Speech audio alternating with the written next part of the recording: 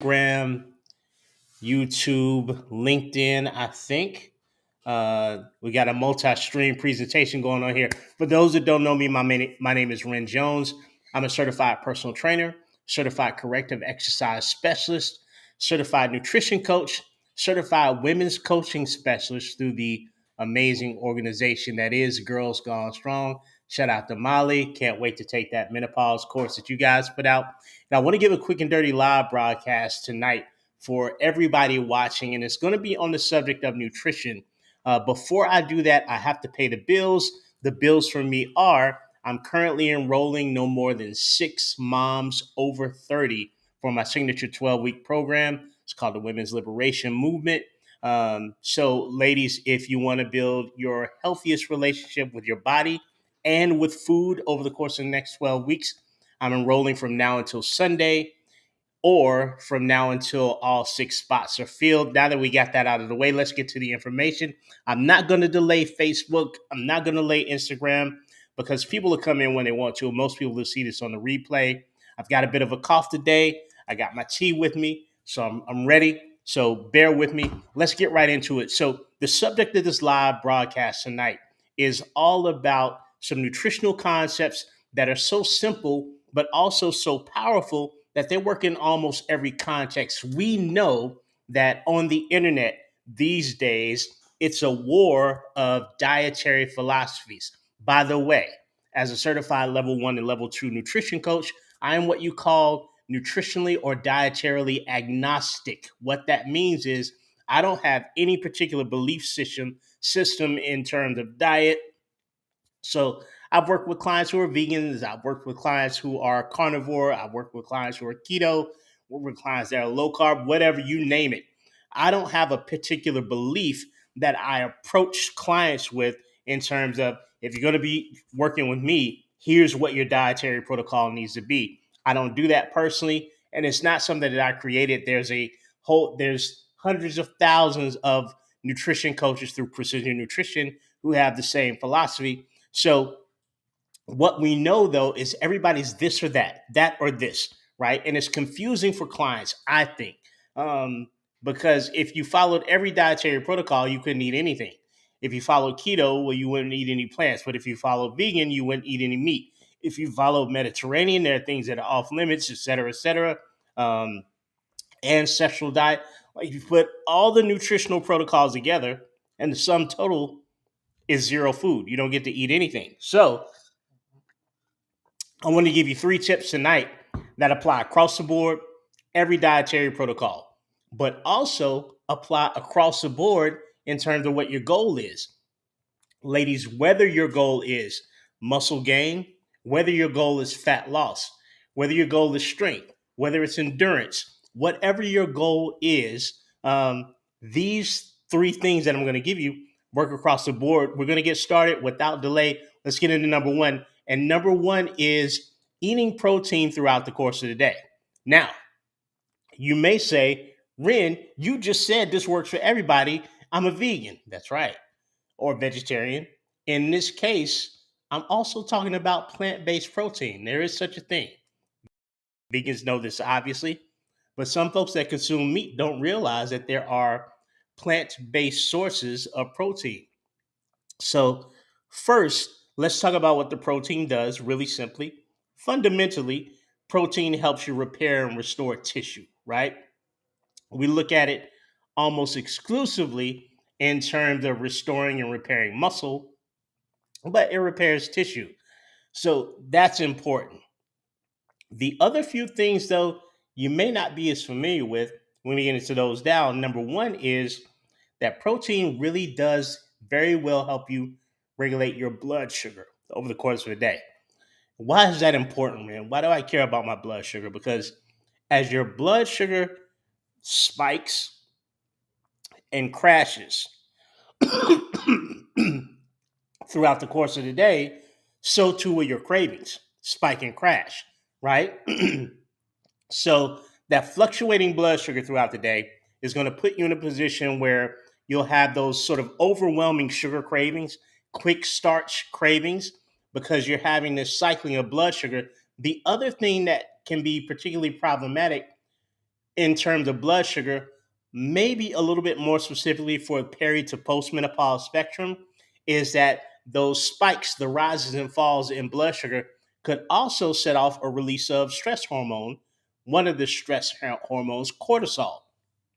Now, cortisol has sort of a predisposition to inciting visceral fat and abdominal fat gain, but it also disrupts sleep, and when your sleep gets disrupted, so too does your appetite. So now we're back to the cravings. When you don't sleep well, you don't recover well from the exercise. So regulating blood sugar is something that's important for us. We want to get some protein and some fiber at the same time if we can to keep that blood sugar sort of level. Again, that can be particularly problematic during the peri to postmenopausal phase of your life. Um, the other thing that we look to protein for is satiety, right? Protein almost across the board helps you feel fuller for longer. You don't feel quite the need to snack so much during the course of the day. Nothing wrong with snacks. I love snacks. So I'm not trying to tell you you don't get snacks. Everybody gets, you get a snack, you get a snack. Oprah said it best, everybody gets a snack. So that's not what I'm saying. But if you feel like your snacking is somewhat uncontrollable through the course of the day, having protein multiple times a day, mm, it's good tea, little Yoda. Um, Having protein throughout the course of the day can help you better deal with those types of things by regulating your blood sugar and regulating your satiety. I really do advise you, and I know a lot of you ladies out there probably are not early morning eaters, right? It may not be your jam. Maybe because you just never really liked it. Maybe because you survived the 80s like I did. Shout out to Generation X and beyond. Um, and in the 80s, you were taught just never to eat anything, anytime, ever, because eating was bad because you need to be as thin as possible. Um, but whatever that case might be, you may not be an early in the day eater. And one thing that I would hope that you could shift in your life is getting some protein as early in your day as possible to get it started. Because the other thing that we know is that when you're underfed and you haven't had a good amount of protein throughout the course of the day, you're much more likely to dive into binge behavior at night, right? And some of you out there know this experience of eating your dinner 6, 7, 8 o'clock. Right after dinner, what happens? You want a snack, right? And again, I'm not telling you that you can't have snacks. I'm not the snack Nazi. I'm not going to be the bad guy here. But what I'm saying is that's something that will be fairly consistent in your daily patterns if you're not feeling satisfied and satiated throughout the course of the day. Now, let's dive into how this can help multiple situations in your life. We'll start with fat loss. I'm not suggesting to all the women out there listening that fat loss needs to be your goal. None of my business what your goals are. If that is your goal, this may help you. Did a study with a group of women who were what we have what we call normal weight obesity, NWO. And normal weight obesity just generally means that per sort of like BMI standards, they were average weight. But in terms of body composition, how much body fat they had on their bodies versus the amount of muscle that they had on their body, they had an increased amount of body fat. Previous term you may have heard 4 or 5 years ago, skinny fat. It's when you don't have a lot of muscle, but you also don't seem to be visibly overweight. This is pretty dangerous because a lot of physicians look past this. If you're a certain size, a certain weight, oh, you're fine. But if you're over a certain size and certain weight, even though you may be in great health, oh, you've got a problem, right? So, quick shout out, it's important for us to look in the box and not just at the box when we're assessing health. I digress. So, normal weight obesity women, split them into two groups. One group, I believe they gave them 1.1 grams of protein per kilogram of body weight. So it's not per pound of body weight, 1.1 per kilogram of body weight. This group did not exercise at all. Group two, they gave them 1.8 kilograms of protein per pound of body weight.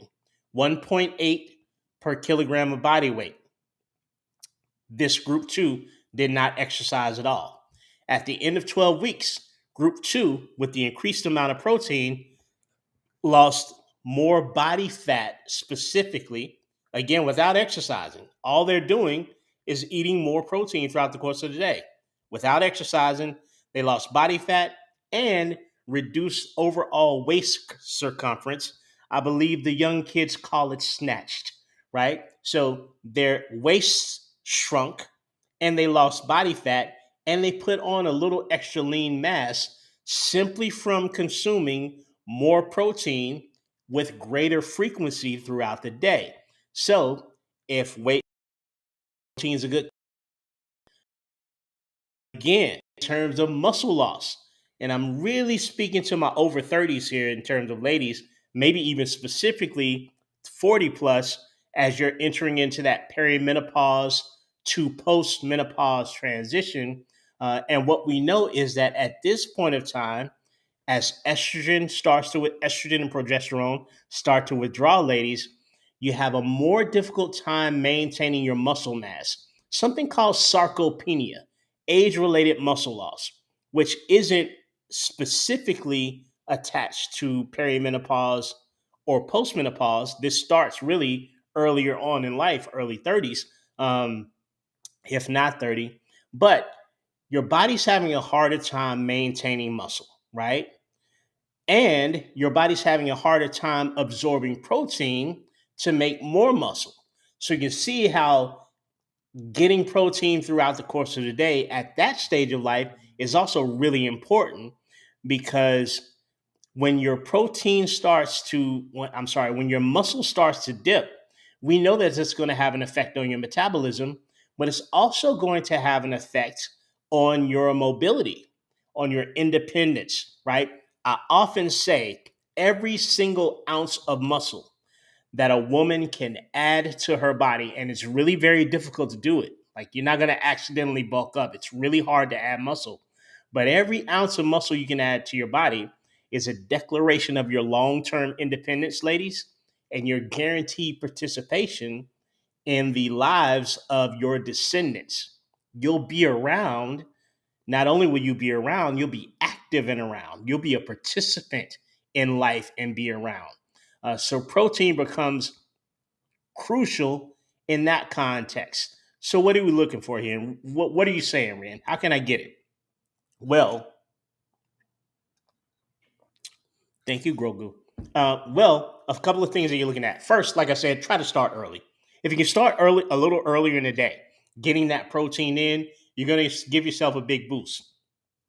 Ren, are you saying I need to eat some Canadian bacon and 6 eggs and a protein? No, you could put a little. I prefer a food source. However, in the issue of practicality, you can put a little protein powder in your morning drink.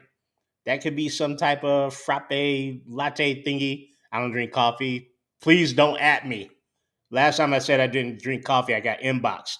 I don't drink coffee, so I don't know exactly how that goes, but that's a good source of protein. It could be a Greek yogurt in the morning, something that simple. It could be cottage cheese if you're into that type of thing. I don't like cottage cheese personally, but it could be that. But starting it early.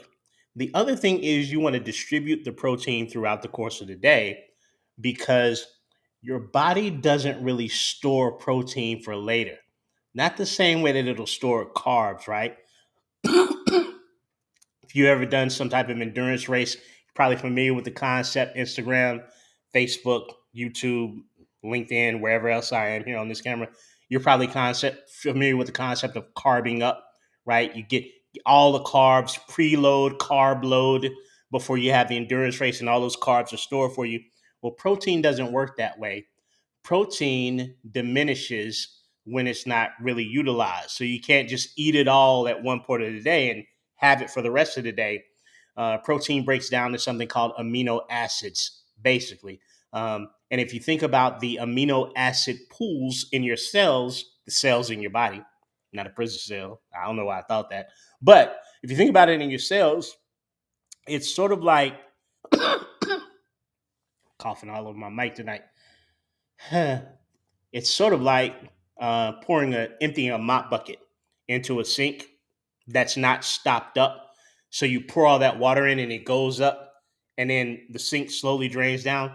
That's sort of how protein works in your body. So you need to pace it and spread it throughout the course of the day, because you need your body to be able to have a fresh source to utilize it for all that restorative, reparative, satiating stuff that I talked about, right? So that's the first tip out of three, that regardless of what your dietary protocol, and as I hope you can see, sort of regardless of what your goal is, protein is going to help you get that throughout the course of the day.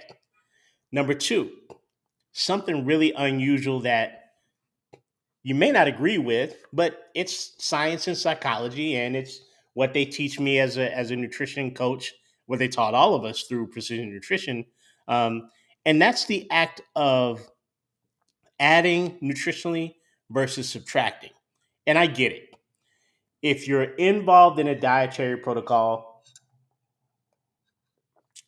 say a low carb protocol like keto, pretty much the first thing you're going to do is you're going to start to remove carbohydrates. I mean, it makes sense. Veganism, obviously, you're going to start to remove animal products. Totally get that.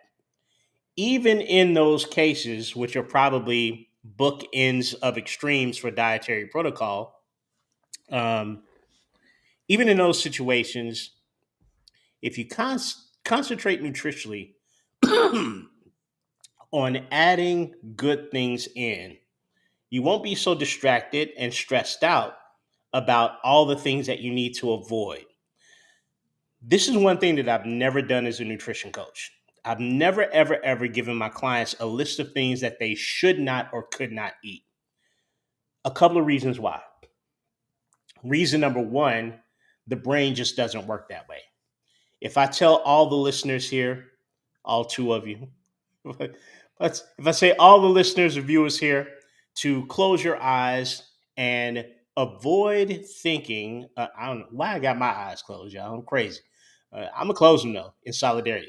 If I told you to close your eyes and I said, avoid thinking about your kitchen, please stop thinking about the color of your refrigerator, anything that might be stuck to the front of it. Do not at all think about what's on top of your refrigerator. Don't think about the handle. Don't think about the color of your kitchen floor. Please don't think about the color of your cabinets or which cabinet space you have your dishes in, which drawer you have your knives in. What happens fundamentally is that the brain, as a goal seeking organism, a unit, a mental unit that's meant to focus on things, I can't negate your focus with verbiage. So when I say don't eat a cookie, guess what you think about? Cookies. I like cookies. But you're gonna think about them. It's the it's the nutritional equivalent of saying don't date that boy or don't date that girl. All you can think about is that boy or that girl, whoever they may be. Nothing makes you more attracted to a person than someone forbidding your ability to be attracted to that person, right? It's the same thing with your nutritional protocol. Don't get so caught up in avoiding the things that you feel like are disastrous, that are ruining your ability to hit your goals, whatever they may be. Put your focus on something that you should focus on, which is what you want. So, quick example. Have a client say, Ren, I'm really trying to get my health together. I'm trying to eat better. But at lunch, we always go eat pizza at my job. We go to a little place in the city where they serve by the slice. Now, the average person would expect their coach to say, you got to get off that pizza, bro. Like, you got to stop eating that pizza. No pizza. I want you to stay off the pizza for at least a month. What are they going to think about? Also, what is their environment going to pressure them into? All my favorite coworkers at the pizza spot, I'm going to go there. So instead of me saying, don't eat that pizza, I might say, see if you can get the slice with the most vegetables on it this time. Or a veggie pizza. Get like 4 to 5 different vegetables on there. Or I might say, okay, at your first break today, try to eat an apple. Let's add an apple into the day. Or I might say, when you sit down, start with a glass of water and let's add a glass of water to your day. Let's get that whole glass down. Because what we're trying to do nutritionally is build habits around the things that best serve your intention for your health instead of building habits around always dodging everything. I say that for 2 reasons. Number one, it's fucking exhausting. It's exhausting to constantly look over your nutritional shoulder. You James St. Patrick, you ghost. Some of y'all don't get that reference. Sorry about that, but it makes sense. So you don't want to be exhausted. But number two, particularly for the demographic that I work with, women over 30, sometimes exclusively moms over 30, there's already a layer of stress in their lives. And one of the things that I'm really trying to do consistently is minimize that stress because in a lot of cases, the stress induced by a protocol is more detrimental to your health than actually just eating the damn cookie. Truth be told, you have a constant, pronounced cortisol release because everything is stressing you out. Your sandwich generation, you got some kids you're taking care of, maybe some parents that are ailing and or aging, got work stress, and now you got the stress of this diet, right? So you're constantly worried about eating the wrong thing. You're constantly having sleep disruption, which also causes cravings that are hard for you to deal with. I do not want to add that layer of stress. If you're a fitness model or if you're a fitness competitor, completely different story. That's not who I coach. I've done it before, not coached it. I've been on stage before, but that's a different thing. Completely different animal. If you're an athlete who's on some specific type of training dietary protocol for the purposes of gaining weight, losing weight, athleticism, et cetera, completely different. Generally speaking, if better health, weight loss, or muscle gain is what you're after, putting you in a position where we raise your stress levels exponentially, indefinitely, that stress is going to compromise your ability to recover from your exercise. It's going to compromise your ability to sleep. It's going to compromise your ability to maintain lower levels of cortisol. And I don't want to do that. So you get to play a much more enjoyable game if you're seeking out the things that you want to add into your life that are more in line with your intention for your health. So much better than constantly dodging things because what we know about this type of habit formation is that the things that you want to add eventually start to crowd out the things that you don't want. But if you cut something out, you leave a void, typically another non beneficial habit will fill that void. Whereas you can just add things in that are in line with your intention for your health. And the addition of those things doesn't require you to focus so much on what you shouldn't be doing, but also they crowd the space that's in your life. And they will eventually, typically, crowd out these perceived negative choices that you no longer want to make.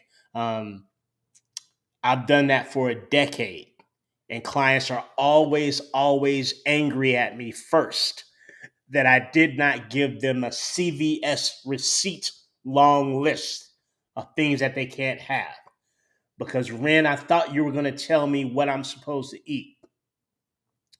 I'm going to tell you, I'm going to teach you the science. I'm going to connect you to what's better in line with your health. And then I'm going to free you to make the choices, right? Because I don't choose for my clients. I inform them so that their choices are informed. That's what coaching is, right? Not a drill sergeant. So, number two, adding rather than subtracting. Mm. Ooh, that's good.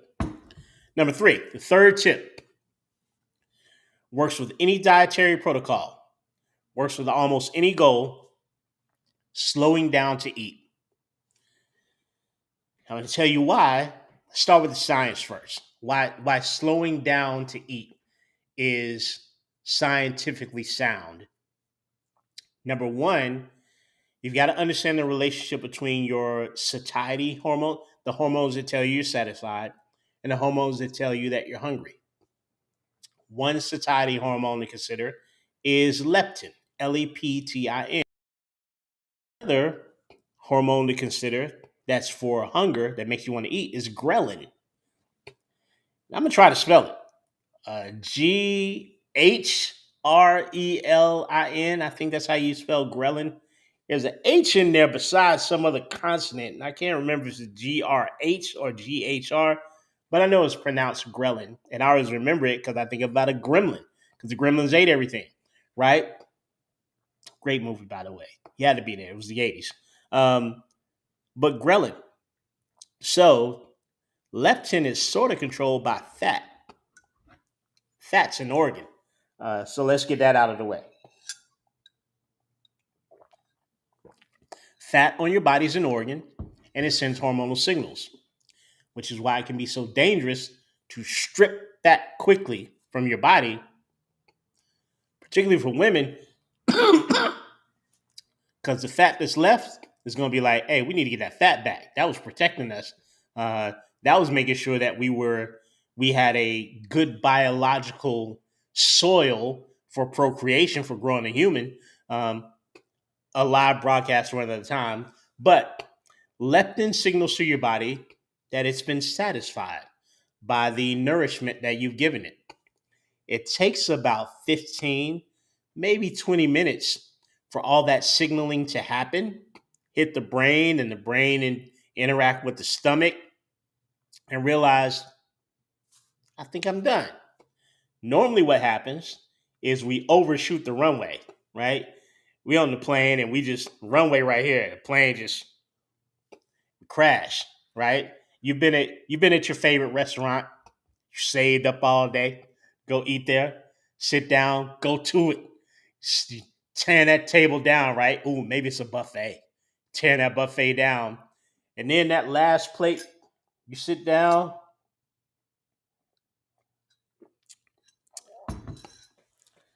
undo that button. Woo! Oh, that was good. Woo! Glad you're driving. That's leptin hitting after you've overshot that runway. If you had slowed down, chewed your food, right? Giving yourself 15, 20 minutes. Use a timer. It's weird, but use a timer. Chew, sit, talk, chew some more, sit, talk, give it time. Then leptin will signal to you, we're feeling we're good right here, right? Um, we've had enough. Most people eat a complete plate about 7.5 minutes. And 15 minutes feels like an eternity. I know because this is one of the habits that my clients learn. It's the first nutritional habit that we learn is slowing down we call it slowing down for satisfaction. I didn't come up with it. The geniuses at Precision Nutrition, the registered dietitians, psychologists, behaviors, all the people that contributed to those certifications, they did all the study to teach it.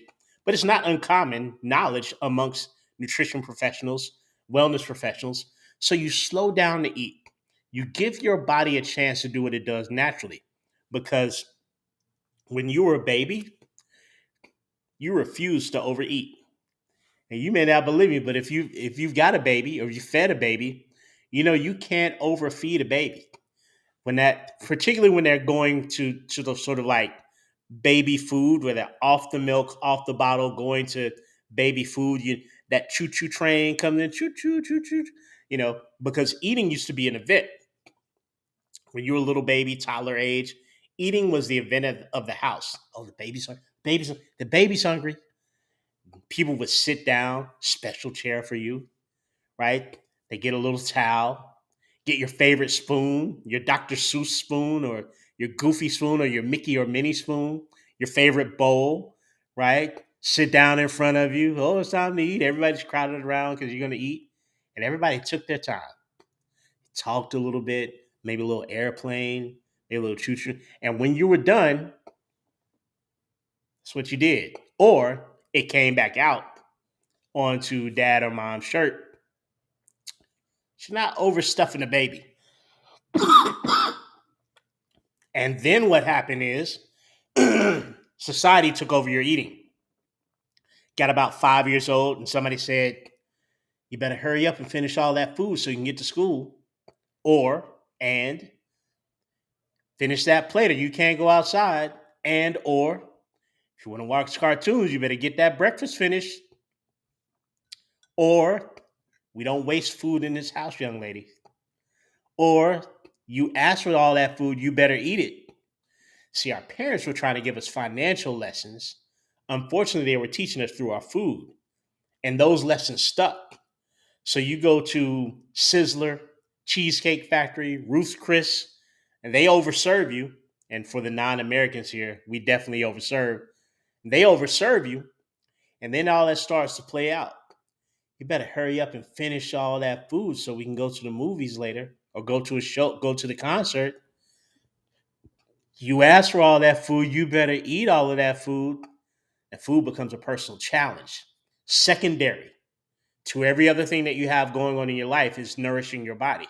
It's no longer the most important thing in the house or your most important thing. It's something that you get through to get to the important stuff. So you rush through it.